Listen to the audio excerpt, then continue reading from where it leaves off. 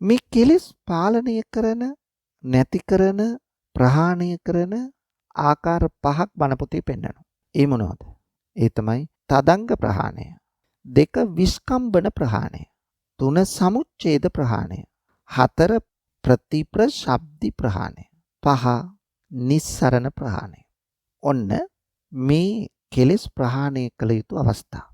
තදංග ප්‍රහාණය කියලා කියන්නේ මේ කෙලෙස් తాවකාලික වශයෙන් යටපත් කිරීමයි. දැන් උදාහරණයක් ගන්න. අපි දානයක් දෙනවා. පුහුදුන් මිනිස්සු හැටියට අපි තුල ලෝභය තියෙනවා, දේශය තියෙනවා, මෝහය තියෙනවා. දාන වස්තු වලට ඇති ආශාව. තමන්ගේ ධනයට වස්තුවට ඇති ආශාව. ද්වේෂය ඇති වෙනවා.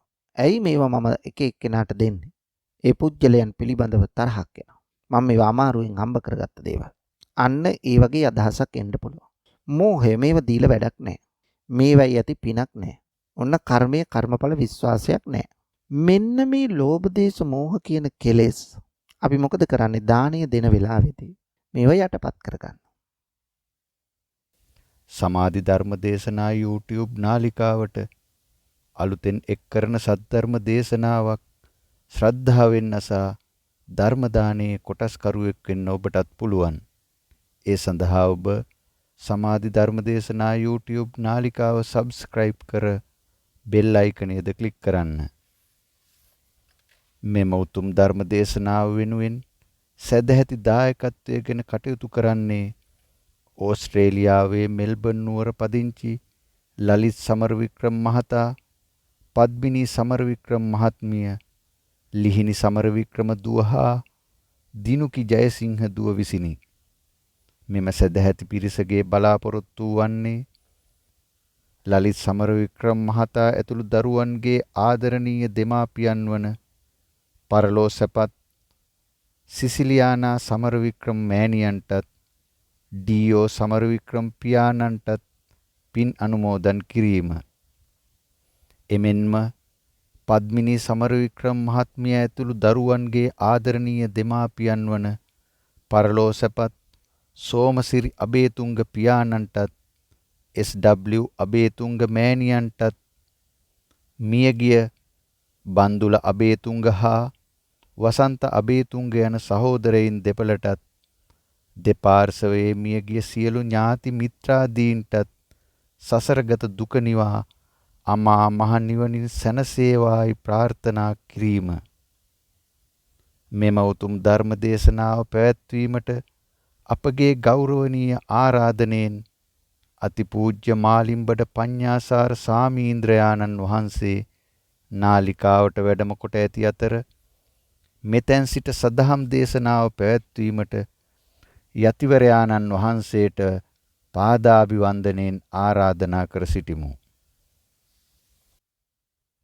සමන්ත චක්කවාලේසු අත්‍රා ගච්ඡන්තු දේවතා සද්ධම්මං මුනි රාජස්ස සුනන්තු සග්ග මොක්ඛදං ධම්මස්සවන කාලෝ අයං බදන්තා ධම්මස්සවන කාලෝ අයං බදන්තා ධම්මස්සවන කාලෝ අයං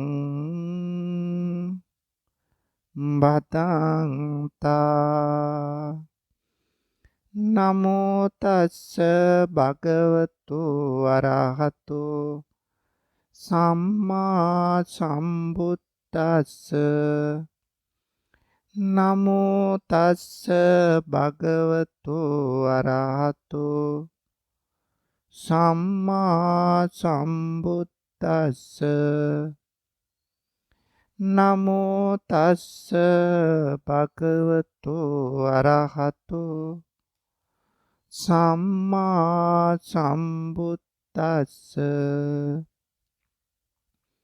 ගරුතර මහා සංඝරත්නයන් අවසරයි ශ්‍රද්ධාවන්ත පින්වතුනි, අද මේ උතුම් ධර්ම දානමය පුණ්‍ය කර්මයෙහි පින්වත් දායකත්වයේගෙන කටයුතු කරන්නේ ඕස්ට්‍රේලියාවේ මෙල්බන් නුවර පදිංචි ලලිත් සමරවික්‍රම මහත්මයා, පත්මිනී සමරවික්‍රම මහත්මිය, දරු දෙදෙනා වන ලිහිණී සමරවික්‍රම දියණිය හා දිනුකී ජයසිංහ දියණිය. මේ පින්වතුන්ට අපි ආශිර්වාද කරනවා. අප්‍රමාණ ජීවිතයේ පින්කම් කරගත්ත පිරිසක්.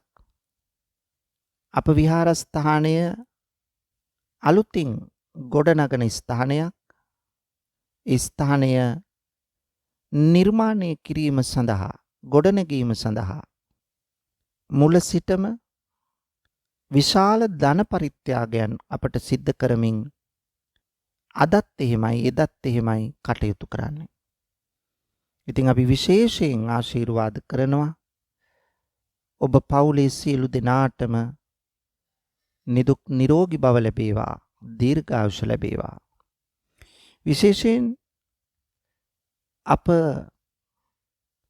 කරන මේ ආගමික කටයුතු සඳහා හැම මොහොතකම සම්බන්ධ වෙමින් ක්‍රියා කරන බව අතිශෝක්තියකින් තොරව අපි ප්‍රකාශ කළ යුතුයි. ඉතින් මේ පින්වතුන්ගේ ප්‍රධානතම අරමුණ තමයි ලලිත් සමරවික්‍රම මහත්මයාගේ ආදරණීය දෙමාපිය දෙපළටත්, පද්මිනී සමරවික්‍රම මහත්මියගේ ආදරණීය දෙමාපියන් දෙපළ, සහෝදරයන් දෙපළ ඇතුළු ඒ සියලු දෙනාටම පුණ්‍යානුමෝදනා කරන්න. අපි මේ පුණ්‍යානුමෝදනා කිරීම, ආශිර්වාද කිරීම ධර්ම දේශනාව අවසානයේදී සිද්ධ කරමු. පින්වතුනි, එතෙක් බුදු බණ පදයකට අවධානය යොමු කරමු.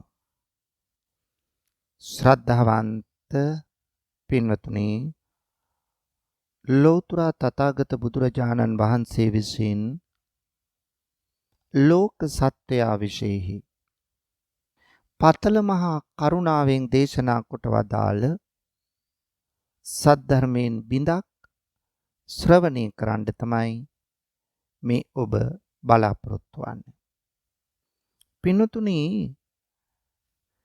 සද්ධර්මයේ ශ්‍රවණය කිරීම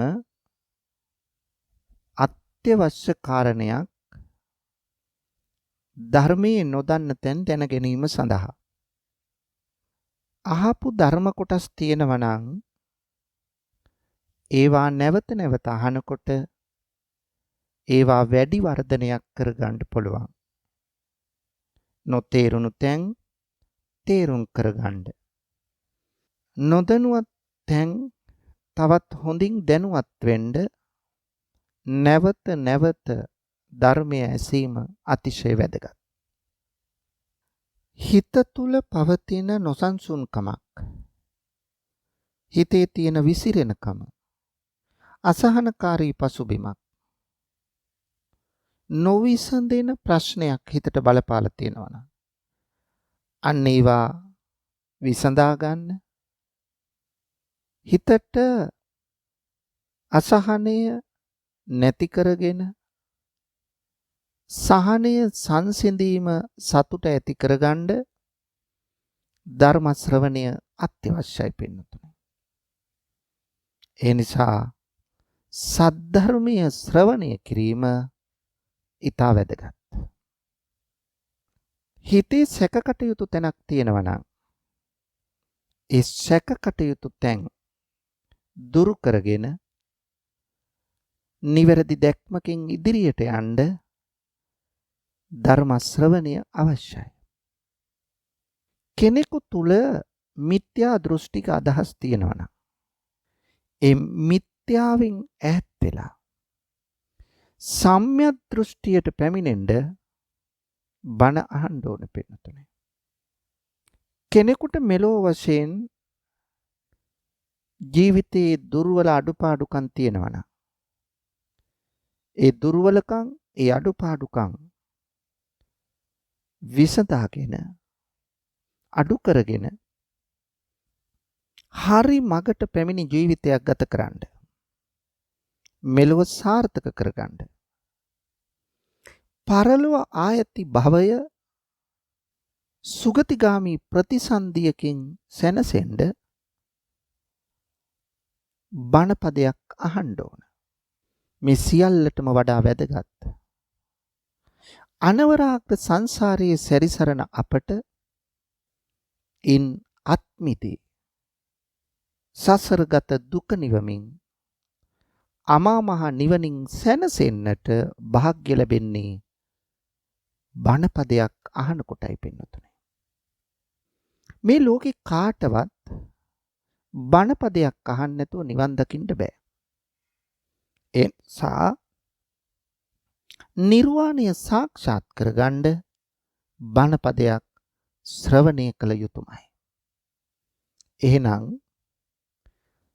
සද්ධර්මයේ ශ්‍රවණය කිරීම මොනතරම් ජීවිතයට ප්‍රායෝගිකද?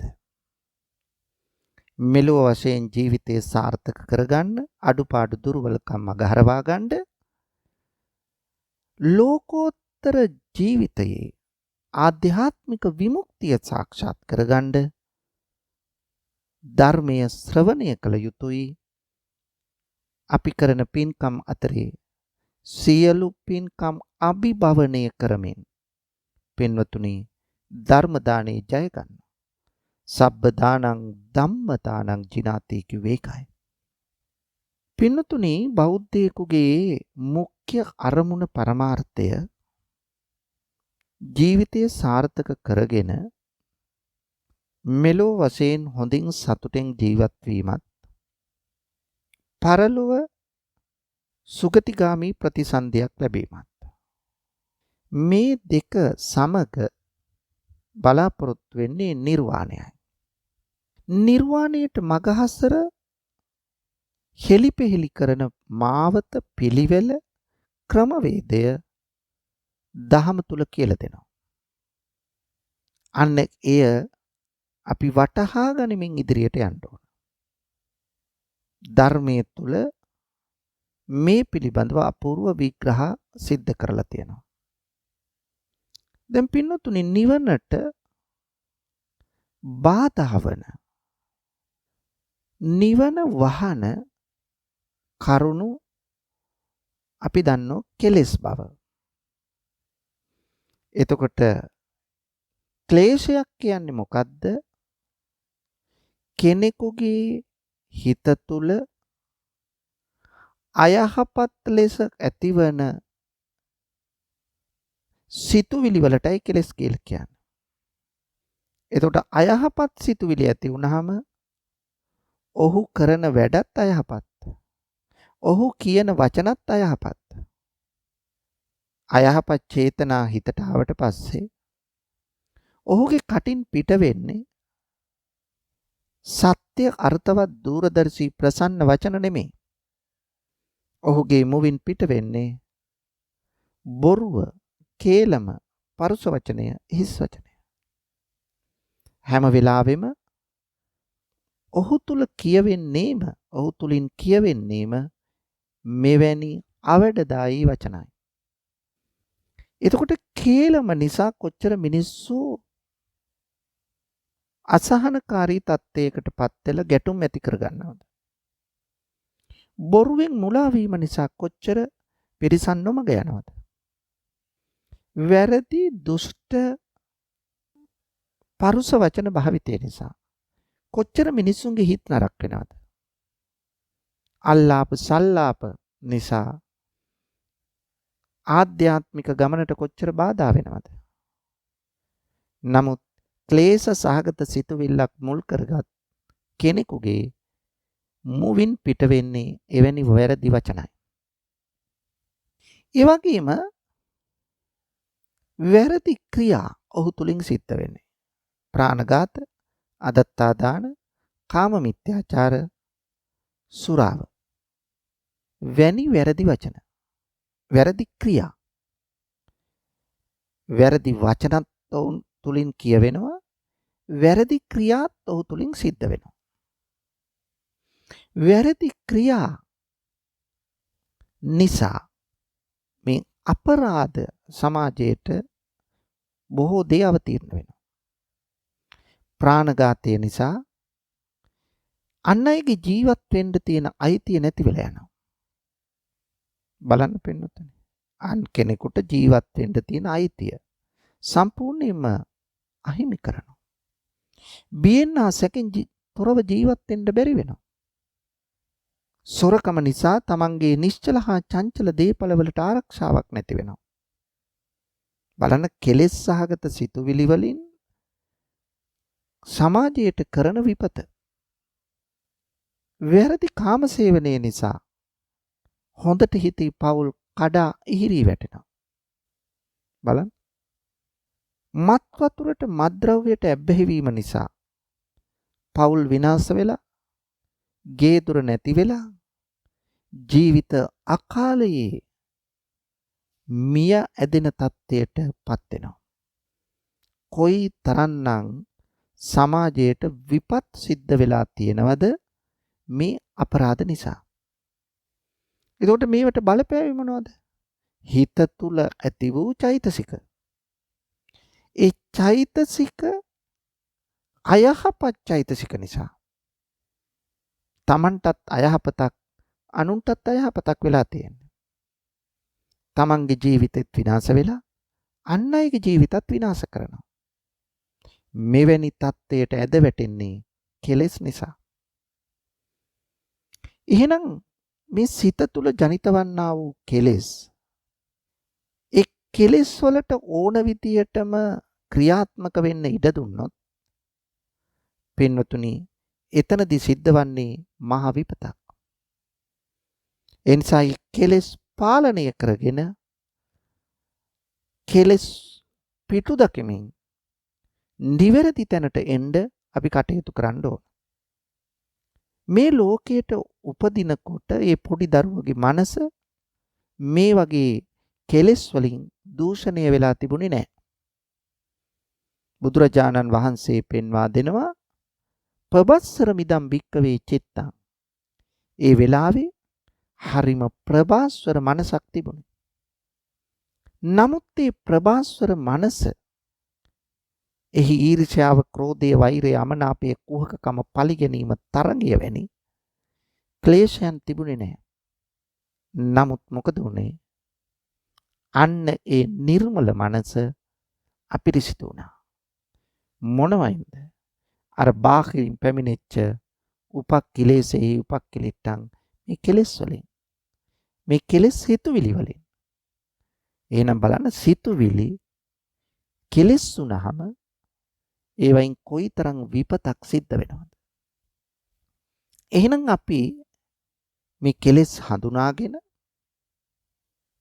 ඒවා යටපත් කරගෙන කෙටි කාලීනව යටපත් කරගෙන දීර්ඝ කාලීනව යටපත් කරගෙන සහ සම්පූර්ණයෙන් ඒවා නැති තත්ත්වයටපත් කරගත්තොත් හිතේ පාරිශුද්ධිය ගොඩනගා ගත්තොත් අන්න එතන අපි ජයග්‍රහණය කළා වෙනවා.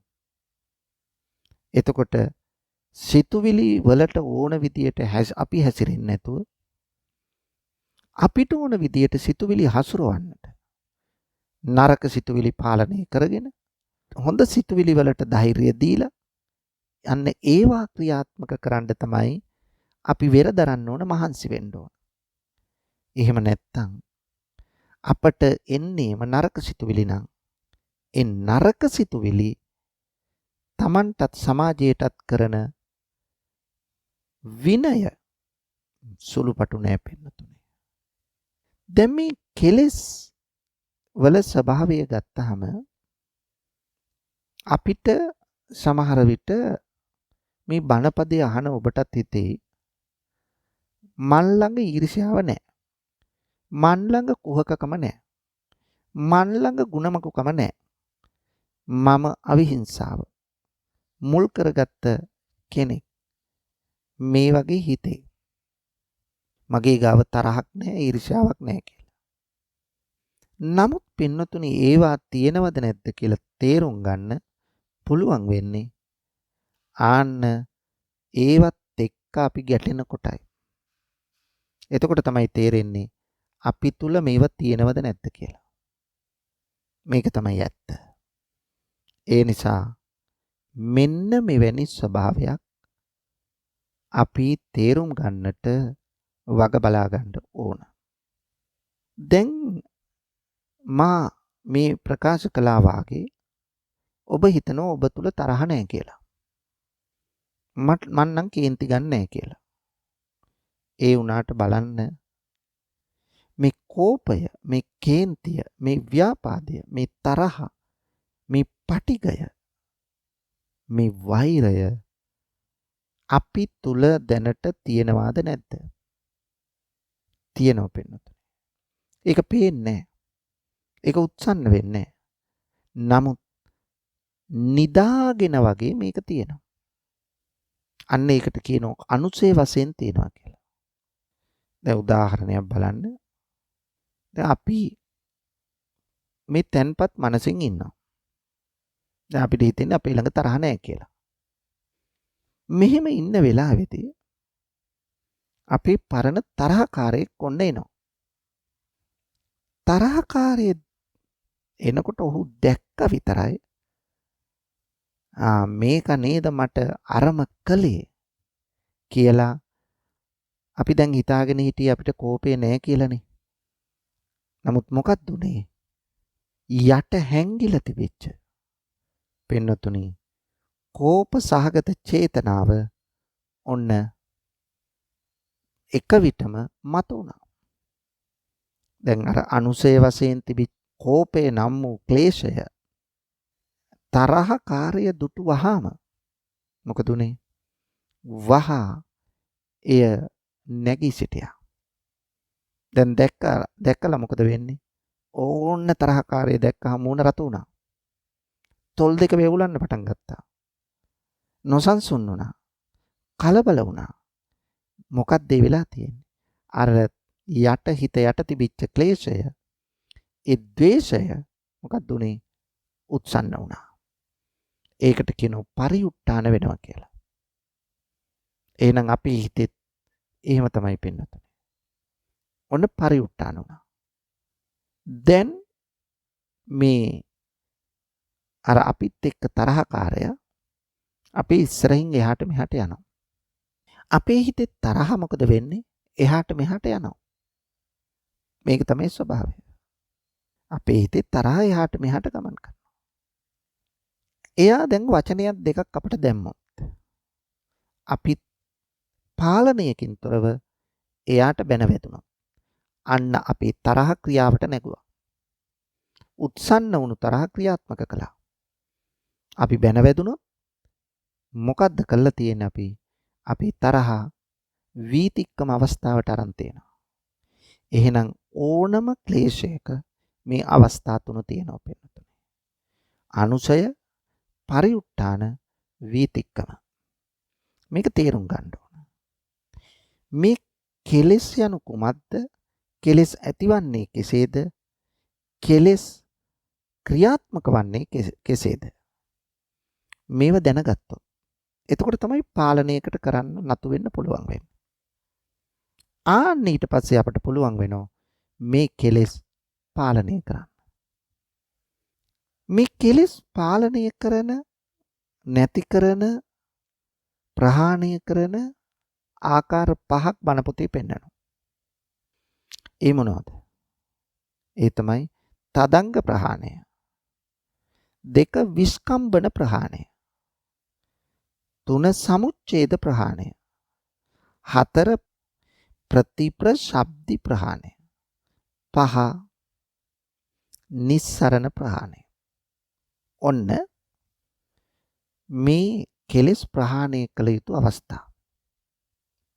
තදංග ප්‍රහාණය කියලා කියන්නේ මේ කෙලෙස් తాවකාලික වශයෙන් යටපත් කිරීමයි. දැන් උදාහරණයක් ගන්න. අපි දානයක් දෙනවා. පොහොදුන් මිනිස්සු හැටියට අපි තුල ලෝභය තියෙනවා, දේශය තියෙනවා, මෝහය තියෙනවා. දාන වස්තු වලට ඇති ආශාව. තමන්ගේ ධනයට වස්තුවට ඇති ආශාව. ද්වේෂය ඇති වෙනවා. ඇයි මේවා මම එක එක්කෙනාට දෙන්නේ? ඒ පුජ්‍යලයන් පිළිබඳව තරහක් එනවා. මම මේවා අමාරුවෙන් හම්බ කරගත්ත දේවල්. අන්න ඒ වගේ අදහසක් එන්න පුළුවන්. මෝහය මේවා දීලා වැඩක් නැහැ. මේවයි ඇති පිනක් නැහැ. ඔන්න කර්මයේ කර්මඵල විශ්වාසයක් නැහැ. මෙන්න මේ ලෝභ දේශ මෝහ කියන කෙලෙස් අපි මොකද කරන්නේ? දානීය දෙන වෙලාවේදී මේව යටපත් කරගන්න. ලෝභය යටපත් කරලා ඒ වෙනුවට අපි ඇති කරගත්ත අලෝභය. අලෝභයෙන් ලෝභය යටපත් කරා. తాවකාලිකව හරි නැති කළා දැම්මා. తాවකාලිකව හරි නැති කළා අලෝභයෙන් ලෝභය. එතකොට දාන වස්තු වලට තිබිච්ච ලෝභකම නැහැ දැන්. ඒවයි ගණන් ගියේ ඒවා ලියලා ඒවා හදා හදින්නේ නැහැ. දානියනේ අතහැරලානේ දෙන්න ඕන. එතකොට අලෝභයෙන් ලෝභයටපත් කළා දැම්මා. ඊළඟට අපි ඇති කරගන්නවා අද්වේෂය. කා කෙරෙහිද? දාණය පිළිගන්නා ප්‍රතිග්‍රාහකයන් වහන්සේලා කෙරෙහි. දාණය පිළිගන්නා ප්‍රතිග්‍රාහකයන් වහන්සේලා කෙරෙහි අපි ඇති කරගන්නවා මොකක්ද ඇති කරගන්නේ? මෛත්‍රී සහගත චේතනාවක්. අර උන්වහන්සේලා කෙරෙහි ද්වේෂයක් ඇති කරගන්න නැතුව, තරහක් ඇති කරගන්න නැතුව, අමනාපයක් ඇති කරගන්න නැතුව අපි ඇති කරගන්නවා මෛත්‍රී සහගත චේතනාවක්. මෛත්‍රියෙන් තමයි මේ දානි දෙන්නේ. එතකොට අද්වේෂයෙන් එවත් මෛත්‍රියෙන් දේශය යටපත් කළා. දේශේ తాවකාලිකව නැති කළා. නැත්තම් දානි දෙන්න බෑ. ඊළඟට අමෝහය. අමෝහයෙන් මෝහය යටපත් කළා. මේ දාණය දීම අපට මෙලොවටත් යහපත ගෙන දෙන, පරලොවත් අපිට සුගතියත්පත් කරගෙන දෙන, අපටත් පරලොවදී ධන ධාන්‍ය භවභෝග ලැබෙන මහා පින්කමක් කියලා කර්මයේ කර්මඵල විශ්වාසය ඇති කරගත්තා. ආන්න මොකද්ද කරේ එහෙනම්? අමෝහෙන් මෝහය යටපත් කරා. නැත්තම් නැති කළා తాවකාලිකව. මෙන්න මිසේ සිද්ධ කරන එකට කියනවා තදංග ප්‍රහාණය. ඕන්න තදංග ප්‍රහාණය ඇති කරගත්ත විදිය පින්නතුනි. తాවකාලිකව යටපත් කිරීමක් තමයි මේ කලේ. తాවකාලිකව යටපත් කළා නැත්නම් తాවකාලිකව නැති කළා. දැන් පින්නතුනි බලන්න ආර්ය අෂ්ටාංග මාර්ගය තියෙනවනේ. එතකොට ආර්ය අෂ්ටාංග මාර්ගයේ අනාර්ය මාර්ගාංග අටකුත් තියෙනෝනේ. ආර්ය නොවන. ඒ මොකක්ද? සම්මා දිට්ඨි වෙනුවට මිච්ඡා දිට්ඨි. සම්මා සංකප්ප වෙනුවට මිච්ඡා සංකප්ප. සම්මා වාචා වෙනුවට මිච්ඡා වාචා. සම්මා කම්මන්ත වෙනුවට මිච්ඡා කම්මන්ත. සම්මා ආජීව වෙනුවට මිච්ඡා ආජීව. සම්මා වායාම වෙනුවට මිච්ඡා වායාම. සම්මා සති වෙනුවට මිච්ඡා සතිය. ඒ කියන්නේ සිහිය නැතිකම. සම්මා සමාධි වෙනුවට මිච්ඡා සමාධි. දැන් මෙන්න මේ අට ගත්තාම අර වැරදි පැත්තේ යට මිත්‍යා පැත්තේ යට අපට අහිත පිනිසයි පවතින්නේ. එතකොට අපි මොකද්ද කරන්න ඕන? අර තදංග වශයෙන් ප්‍රහාණය කරනකොට අපි තුල තිබුණේ උච්ඡේද දෘෂ්ටිය නම්. උච්ඡේද දෘෂ්ටිය කියලා කියන්නේ අපි තුල තිබුණේ ලබාගත් ජීවිතේ පමණයි. අපි ඊට පස්සේ උපදින්නේ නැහැ කියන මේ හැඟීම ඇති කරගත්තා. අන්න අපට එතනින් එහාට පැවැත්මක් නැහැ. ඒ කියන්නේ එතන මිත්‍යා අදහසක් නේ. ලබාගත් ජීවිතේ විතර උච්ඡේද දෘෂ්ටිය. එහෙනම් මෙන්න මේ උච්ඡේද දෘෂ්ටිය මිත්‍යාවට වැටෙන එක. ඊළඟට බලන්න පින්නතුනි සාස්වත දෘෂ්ටිය මමයේ මාගේ යන ආත්ම සංකල්පය. එතකොට ඔය ලබාගත් ජීවිතේ විතරයි තියෙන්නේ කියලා හිතන එකත් ඊළඟට ආත්මයක් තියෙනවා මමය මාගේ කියන සංකල්පයක් තියෙනවයි කියන ආත්ම දෘෂ්ටිය දෙකම වැරදි. දැන් ඒ මොකද්ද? එතන තියෙන මිච්ඡා දිට්ඨිය. දැන් අපි මොකද්ද කරන්නේ? සම්මා දිට්ඨියෙන් මිච්ඡා දිට්ඨිය යටපත් කරනවා. නැවතත් මිත්‍යාව උඩට එන්න පුළුවන්. නමුත් දැන් తాවකාලිකව අපි යටපත් කළා. නැත්තම් නැති කළා తాවකාලිකව. තදංග ප්‍රහාණය. එතකොට අපි තුල උච්ඡේද දෘෂ්ටියක් දැන් නැහැ, ශාස්ත්‍රත දෘෂ්ටියක් දැන් නැහැ. එහෙත් තවත් කෙනෙකුගේ යම් කතාවක් යම් අදහසක් අසා සිටීම තුළ ඔහුට ආපහුවර නැති අදහස එන්න පුළුවන්. ඇයි දැන් යථා තත්ත්වයටපත් වෙලා නැහැනේ පින්නතුනි අපි. පුහුදුන් ස්වභාවයේනේ ඉන්නේ. ඒ නිසා අපට ඔය අවැඩ සිද්ධ වෙන්න පුළුවන්. ඒ නිසා අපි වග බලා ගන්න ඕන අන්න අර සම්මා දිට්ඨියෙන් මිච්ඡා දිට්ඨිය දුරු කරගන්න. සම්මා සංකප්පයෙන් මිච්ඡා සංකප්ප දුරු කරගන්න. මොනවද මිච්ඡා සංකප්ප? කාම සංකප්ප, ව්‍යාපාද සංකප්ප, හිංසා සංකප්ප. පංචකාම සම්පත් වලට ඇලී ගලී වාසය කිරීම. ඒ පසුපස හඹා යාම. එයින් තෘප්තියටපත් නොවීම. කාම සම්පත් පසුපස හඹා යාම. ඊළඟට ව්‍යාපාදය, තරහ, කෝපය, ක්‍රෝධය, වෛරය, පලිගැනීම. මේ වගේ අදහස්. ඊළඟට හිංසාව. එතකොට මෙන්න මේ තමයි මිත්‍යා සංකප්ප. දැන් අපි මොකද්ද කරන්නේ? සම්මා සංකප්පයෙන් මිච්ඡා සංකප්පේ යට කරනවා. අපි ඒකට දක්ෂ වෙන්න ඕන. එහෙම දක්ෂ වුණොත් තමයි අපිට ඒක කරන්න පුළුවන් වෙන්නේ. එහෙනම් කාම සංකප්ප වෙනුවට අපි ඇති කරගන්න ඕනේ නෙක්ඛම්ම සංකප්ප. නෙක්ඛම්ම සංකප්පයෙන් කාම සම්පත්තිය යටපත් කළා. අව්‍යාපාද සංකප්පයෙන් ඒ කියන්නේ තරහ නැහැ කියන මෛත්‍රී සහගත සංකල්පනාවෙන් අපි ව්‍යාපාදේ නම් වූ වැරදි සංකල්පනාව යටපත් කළා, දුරු කළා తాවකාලිකව. අවිහිංසා සංකප්පයෙන් හිංසා සංකප්පේ දුරු කළා. ඔන්න බලන්න සම්මා සංකප්පයෙන් මිච්ඡා සංකප්පේ දුරු කළා. සම්මා වාචාවෙන් මිච්ඡා වාචා දුරු කරන්න ඕන. සම්මා වාචා කියන්නේ බොරු නොකීම, කේලම් නොකීම, පරුස වචන නොකීම, හිස් වචන නොකීම.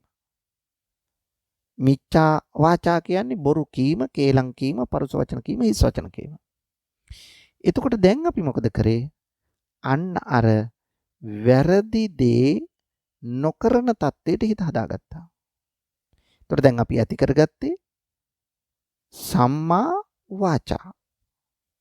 බොරු නොකීමේ උදාර ගුණයෙන් බොරු කීමේ වැරදි ක්‍රියාව, වැරදි සිතුවිල්ල පියටපත් කරනවා.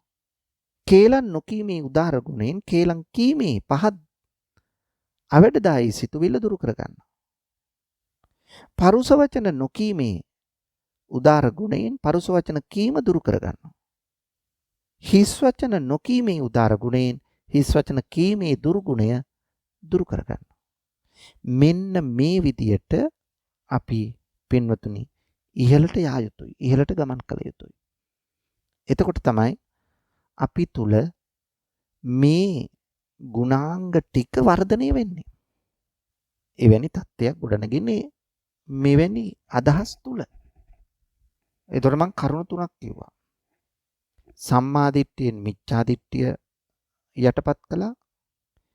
සම්මා සංකප්පයෙන් මිච්ඡා සංකප්පේ යටපත් කළා. සම්මා වාචාවෙන් මිච්ඡා වාචා යටපත් කළා. මේ කරුණු තුන. ඊළඟට සම්මා කම්මන්තයෙන් මිච්ඡා කම්මන්ත යටපත් කරනවා. සම්මා කම්මන්ත කියන්නේ යහපත් කර්මාන්ත. යහපත් කර්මාන්ත කියන්නේ රැකියාව නෙවෙයි කම්මන්ත කියන්නේ. මෙතන ක්‍රියාව. මොනෝද ක්‍රියා?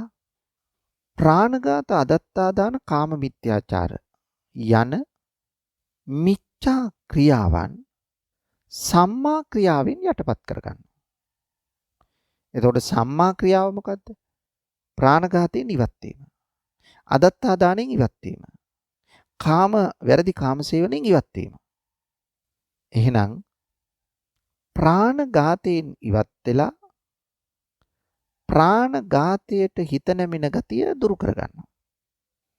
අදත්තා දාණයෙන් ඉවත් වෙලා සොරකමට හිත නැමින ගතිය අපි දුරු කරගන්නවා. බලන්න පින්නතුනේ. වැරදි කාමසේවණයෙන් ඉවත් වෙලා කාමසේවණයට හිත නැමින ගතිය අපි දුරු කරගන්නවා. දැන් බලන්න කොච්චර හොඳ තැනකට අපි එනවද? ඔන්න කෙලෙස් තදංග වශයෙන් ප්‍රහාණය කරන විදිය මේ. එතකොට තදංග වශයෙන් ප්‍රහාණය කිරීමේ ගුණය අපි තුල ඇති කරගන්න පුළුවන්. තදංග වශයෙන් ප්‍රහාණය කරන්නේ නැතුව මුළුමනින් දුරු කරන ගුණය ඇති කරගන්න බෑ. ඉස්සෙල්ලා తాවකාලිකව කෙටි වේලාවකට හෝ යටපත් කිරීම පුරුදු කළොත් විතරයි ඒවා දීර්ඝකාලීනව යටපත් කරන්නත් මුළුමනින්ම නැති කරලා දාන්නත් පුළුවන් වෙන්නේ. මේක අවශ්‍ය දෙයක්. එතකොට දැන් බලන්න අපි සම්මා දිට්ඨියෙන් මිච්ඡා දිට්ඨිය දුරු කළා. සම්මා සංකප්පයෙන් මිච්ඡා සංකප්පය දුරු කළා. සම්මා වාචාවෙන් මිච්ඡා වාචා දුරු කළා. සම්මා කම්මන්තෙන් මිච්ඡා කම්මන්ත දුරු කළා. සම්මා ආජීවයෙන් මිච්ඡා ආජීවය දුරු කරනවා. වැරදි ජීවන රටා තියෙනවා. මොනෝද වැරදි ජීවන රටා? සත්ත්වනිච්ඡා. ඒ කියන්නේ වහල් වෙලදාම, මිනිසුන් වෙලදාම, දරු ජාවාරම. මුදලට මිනිස්කම විකිණීම. ඊළඟට අවි ආයුධ වෙලදාම. මස් මාංශ වෙලදාම. මස් පිණිස සතුන් වෙලදාම. ඊළඟට මත් වතුර මත්ද්‍රව්‍ය වෙලදාම. වසවිස වෙලදාම. මේව තමයි වැරදි වෙලදාම. මිච්ඡා ආජීවය. ඒවා දුරු කළ සම්මා ආජීවය ඇති කරගන්නවා. මේ වැරදි වෙලදාම් වලින්, මේ වැරදි ජීවන මාර්ග වලින්, වැරදි එදිනෙදා දිවි පැවැත්මෙන් සම්පූර්ණ වෙන් වෙලා නිවැරදි දිවි පැවැත්මක් අනුගමනය කරන තැනට එනවා. ඒතර තමයි අරවා යටපත් කර ගැනීම. වරින් වර මතුවෙන්න පුළුවන්. නමුත් ඒවා යටපත් කර ගැනීම කරගන්න පුළුවන් වෙන්නේ. ඊළඟට ඔය තුලා කූට, මාන කූට, කංශ කූට වගේ වැරදි වෙලඳාම් ක්‍රම ඒවයින් ඉවත් වෙනවා. ඉවත් වෙලා සාධාරණ යුක්ති සහගත බව ඇති කරගන්නවා. එතකොට සාධාරණ යුක්ති සහගත බව ඇති කරගන්න පුළුවන් නම් අන්න එතන ඔහුගේ ජයග්‍රහණය. මෙන්න මේ විදියට පින්නතුනි මේ ආර්ය අෂ්ටාංගික මාර්ගයේම තියෙන මාර්ගාංග වලින් අපට පුළුවන් වෙනවා මේ தත්ත්වය ගොඩනගා ගන්න. මේ මාර්ගාංග වලින්. එතකොට తాවකාලික තදංග ප්‍රහාණයකට යන්න පුළුවන්. කෙලෙස් වල තදංග ප්‍රහාණය. ආයි ඇති වෙන්න පුළුවන්. ඇති උනායි කියලා මේක අතහරින්නේ නැහැ. 2. විස්කම්බන ප්‍රහාණය. දැන් අපි පින්නතුනි බෞද්ධයෝ හැටියට අපේ මුඛ්‍ය අරමුණ නිවනනේ. දැන් නිර්වාණය සාක්ෂාත් කරගන්න අපි ධර්ම ශ්‍රවණය කිරීම ඕන. ධර්ම ශ්‍රවණය කරනවා වගේම අපි භාවනාව කරන්නත් අවශ්‍යයි. භාවනාවට හිත යොදවීම. පින්නතුනි දැන් සමත විපස්සනා කියලා භාවනා දෙකක් තියෙනවානේ. ඔය සමත භාවනාව වඩනකොට අපි තුල ඇතිවෙන්නේ හිතේ දියුණුවක්. සමත භාවනාව වඩනකොට මේ ඇතිවන හිතේ දියුණුවත් එක්ක මොකද වෙන්නේ? හිතේ දියුණුව සමගින් පින්නතුනි අපට පුළුවන් වෙනවා දියුණු මානසිකත්වය එක්ක පංච නීවරණ යටපත් කරන්න. පංච නීවරණ යටපත් කිරීමේ හැකියාව ලැබෙනවා. ඊළඟට සමත භාවනාව දිගින් දිගට වඩනවා නම් අපිට පුළුවන් වෙනවා ධානය ලබා ගන්න. එතකොට ධානය ලැබුවාම අපිට අර කෙලෙස්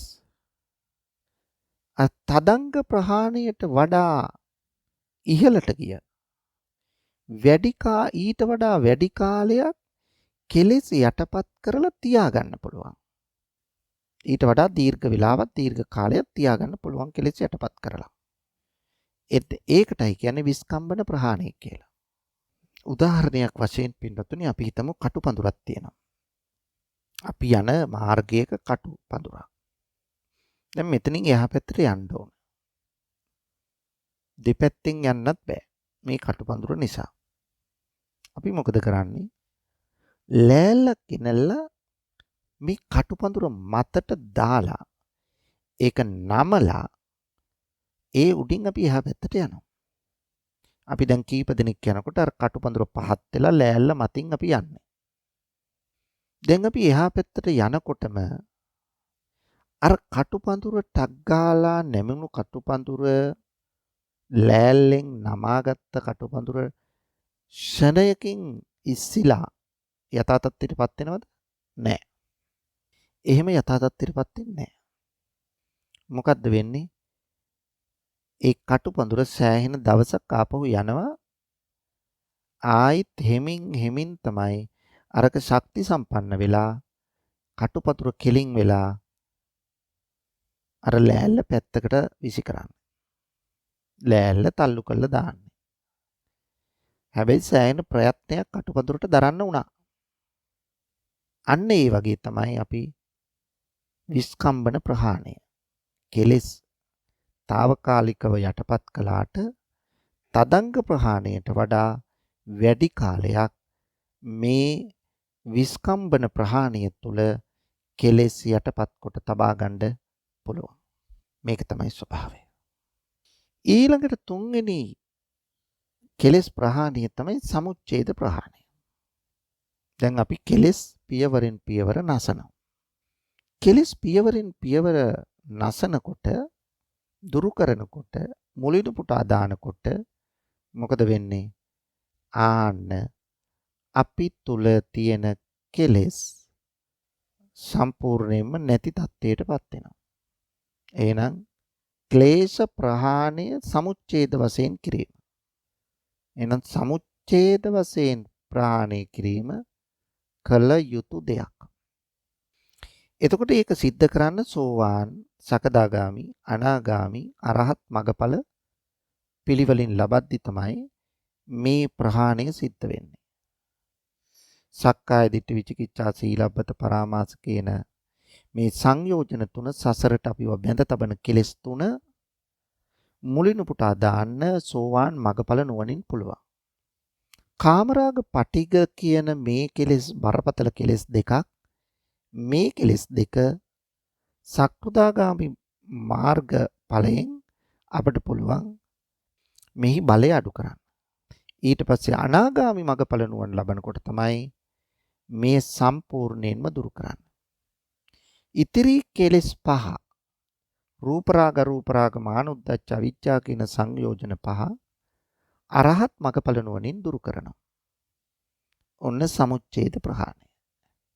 එතකොට සමුච්ඡේද ප්‍රහාණය යම් දවසක කළ යුතුයමයි. නැත්තම් පින්වතුනි අපේ ඉලක්කයට අපට යන්න බෑ. ඒ නිසා අපි අපේ ඉලක්කයට යන්න නම් මේ සමුච්ඡේද ප්‍රහාණයට යා යුතුයමයි. ඊළඟට අපට තියෙනවා පින්වතුනි ප්‍රතිප්‍රශ්‍රබ්දි ප්‍රහාණය. ඒ කියන්නේ මේක දැන් කෙලෙස් නෑ දුරු කරලා තියෙන්නේ. කෙලෙස් දුරු කළාට මොකද? කෙලෙස් වල උෂ්ණය රස්ණය තාම තියෙන්න පුළුවන්.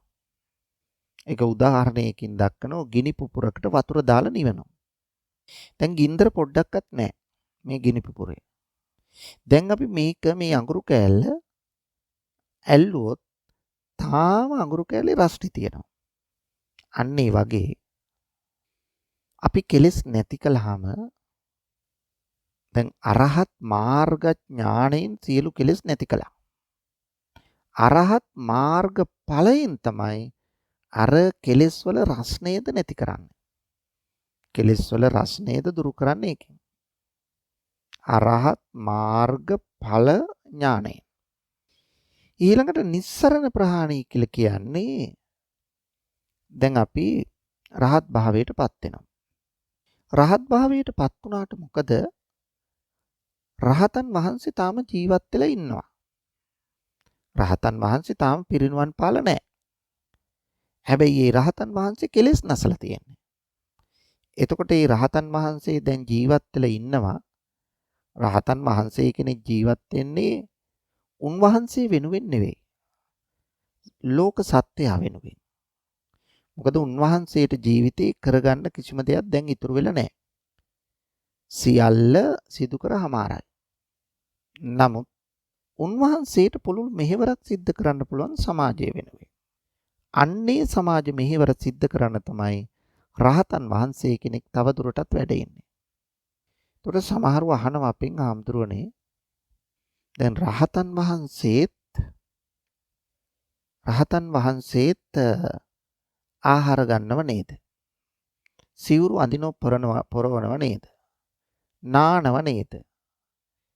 එතකොට මේවා ආශාවෙන් තොරවද කෙරෙන්නේ කියලා. ඔව් පින්වතුනි. දැන් අපි තුල චේතනාවක් ඇති වුණොත් ඒ චේතනාවට අනිවාර්යෙන් තණ්හාව මිශ්‍රයි. ඒ නිසා අපි තුල ඇතිවන්නේ විපාක සිත්. අපට සිතක් ඇති වුණොත් චෛතසිකයක් ඇති වුණොත් ඒකට විපාකයක් ඇති වෙනවාමයි. මොකද තෘෂ්ණා දෘෂ්ටි මිශ්‍රයි අපේ චේතනාවේ. රහතන් වහන්සේ කෙනෙක් තුල චේතනාවක් ඇති වුණොත් ඒක ක්‍රියාවක් පමණයි. ක්‍රියාසිතක් පමණයි. විපාකසිත නෙවෙයි ක්‍රියාසිතක් පමණයි. එහෙනම් ක්‍රියාසිතක් උන්වහන්සේ තුල නාන්න හිතුනොත් නෑව එච්චරයි එයින් ඉවරයි.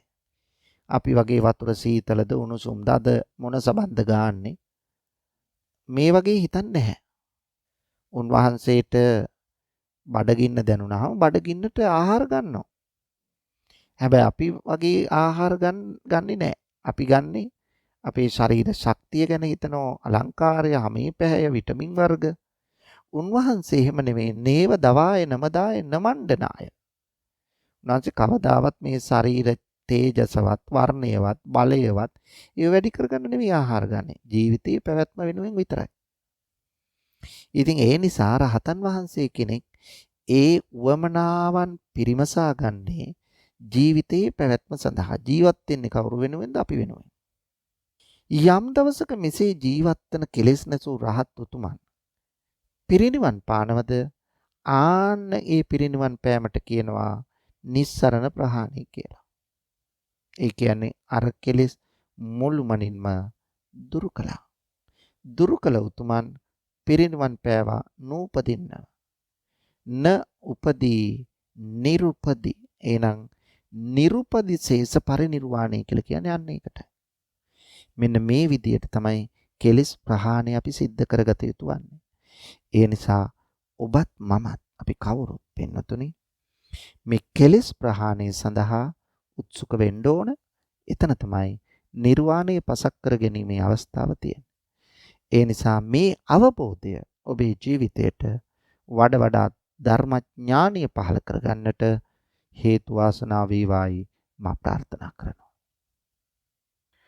පින්වතුනි මේ උතුම් ධර්ම දානමය පුණ්‍ය කර්මයෙහි පින්වත් දායකත්වයෙන් කටයුතු කළේ ඕස්ට්‍රේලියාවේ මෙල්බන් නුවර පදිංචි ලලිත් සමරවික්‍රම මහත්මයා, පද්මිනී සමරවික්‍රම මහත්මිය, ලිහිණි සමරවික්‍රම දියණිය හා දිනුකී ජයසිංහ දියණිය. කවදත් ආගමට දහමට ලැබි ධර්මානුකූල ජීවිත ගත කරන, නිතරම අන් අයට උදව් උපකාර කරමින් කටයුතු කරන ඊ타ම ගුණවත් පවුලක් ලෙස අපි අද ඊයේ නෙවෙයි දීර්ඝ කාලයක් තිස්සේ හඳුනාගෙන තියෙනවා. ඒ නිසා ඒ සියලු දෙනාටම උතුම් දළදා හාමුදුරුවන්ගේ පිහිට ජයශ්‍රී මහ බෝසමිඳුන්ගේ ආශිර්වාදය, තුනුරුවන්ගේ අනන්ත ආශිර්වාදය ලැබේවායි ප්‍රාර්ථනා කරනවා. මේ පින්වතුන්ගේ ප්‍රධාන අරමුණ තමයි ලලිත් සමරවික්‍රම මහත්මයා ඇතුළු දරුවන්ගේ මිය පරලෝ යන්ට යෙදුණු ආදරබර දෙමාපියන් වන සිසිලියානා සමරවික්‍රම මෑණියන්ටත් ඩී.ඕ. සමරවික්‍රම පියතුමාටත් මේ දෙදෙනාම ගුරු වෘත්තියට අවතීර්ණ වෙමින් විදුහල්පති තනතුරු දරමින් අප්‍රමාණ දරුවන්ගේ ගුණනැන වර්ධනය කර දෙපළක්. විශේෂයෙන් සිසිලියානා සමරවික්‍රම මෑණියන් මටත් අධ්‍යාපනය ලබා දුන් ගුරු මෑණි කෙනෙක්. ඒ නිසා මේ දෙදෙනාටත් පද්මිනී සමරවික්‍රම මහත්මිය ඇතුළු දරුවන්ගේ ආදරණීය දෙමාපියන් මේ වෙලාවේ සිහිපත් කරනවා.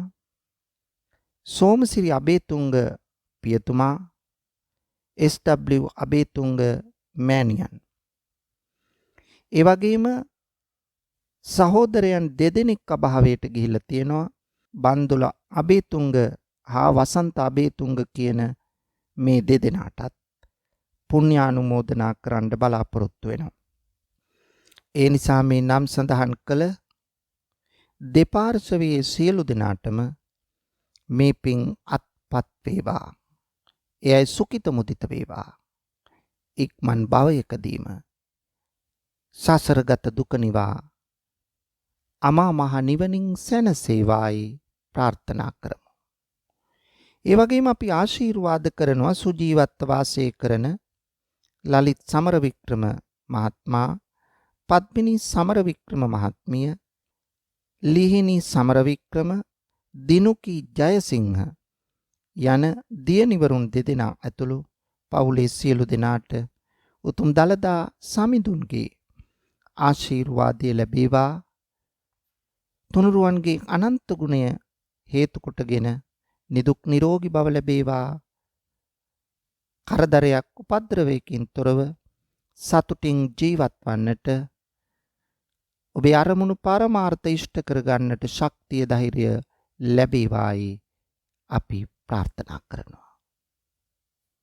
ආකාශට්ඨා ච බුම්මට්ඨා දේවා නාග මහිත්‍තිකා පුඤ්ඤන්තං අනුමෝදිත්වා චිරං රක්ඛන්තු ශාසනං. ආකාශට්ඨා ච බුම්මට්ඨා දේවා නාග මහිත්‍තිකා පුඤ්ඤන්තං අනුමෝදිත්වා චිරං රක්ඛන්තු දේශනං. ආකාශට්ඨා ච බුම්මට්ඨා දේවා නාග මහිත්‍තිකා පුඤ්ඤන්තං අනුමෝදිත්වා චිරං රක්ඛන්තු මං පරන්ති. ඔබ ඒ ශ්‍රවණය කළේ සමාධි ධර්මදේශනා YouTube නාලිකාව ඔස්සේ ප්‍රචාරය වූ උතුම් ධර්මදේශනයයි.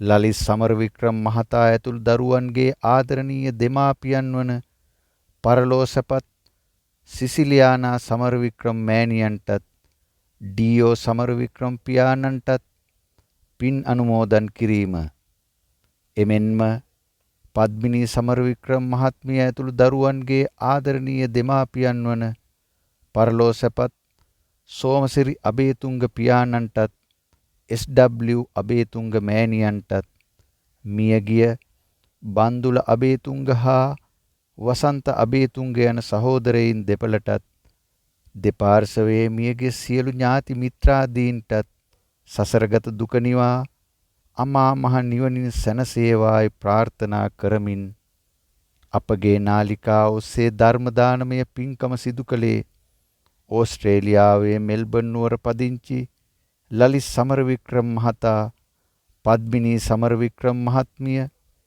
ලිහිණි සමරවික්‍රම දුව හා දිනුකි ජයසිංහ දුව විසිනි. මෙම සදැහැති පිරිසටත් නිදුක් නිරෝගී සුවපත් භාවය හා තුනුරුවන්ගේ අනන්ත ආශිර්වාදය ලැබේවායි ප්‍රාර්ථනා කරමු. එමෙන්ම අද දේශකයාණන් වහන්සේ වන අතිපූජ්‍ය මාලිම්බඩ පඤ්ඤාසාර සාමීන්ද්‍රයාණන් වහන්සේටද ප්‍රාර්ථනීය බෝධියකින් නිවන් අවබෝධ වේවායි සදැහැති සිතින් ප්‍රාර්ථනා කරමු. සද්ධර්මයේ ශ්‍රවණය කළ ඔබ සැමට සම්මා සම්බුදු සරණයි. දායකත්ව ධර්ම දේශනාවක් සමාධි ධර්ම දේශනා YouTube නාලිකාව ඔස්සේ ප්‍රචාරය කර ගැනීමට ඔබටද අවස්ථාව.